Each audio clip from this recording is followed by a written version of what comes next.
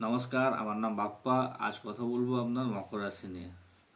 মকর রাশি 2026-এ বছরের প্রথমের দিকে আপনার সংবেদনশীল রয়েছে, একটু চ্যালেঞ্জের মুখে আপনি পড়বেন। আপনার আত্মবিশ্বাস কর্মজীবন জুন মাসের পর থেকে আস্তে আস্তে করে চেঞ্জ হতে থাকবে। তো এই রাশিতে আপনার রবি, শনি আর আপনার মঙ্গল একই সাথে প্রভাব ফেলছে, যেটা চ্যালেঞ্জিং করবে। তো চ্যালেঞ্জিং হলেও ধন সম্পত্তির সুযোগ তৈরি করবে আপনার। জুন মাসের পর থেকে আপনার আত্মবিশ্বাস বাড়বে, কর্মজীবনে নতুন উদ্যম ও স্থিতিশীলতা পাবেন। আপনার কর্মজীবনে উন্নতি থাকবে, কিন্তু ঝুঁকিপূর্ণ বিনিয়োগের ক্ষেত্রে আপনার এড়িয়ে চলবেন। রাহু কেতুর আপনার প্রভাবের ক্ষেত্রে আপনার লাইফ লাক্সারি ও একটু বিলাসিতা আপনার সুযোগ আনবে।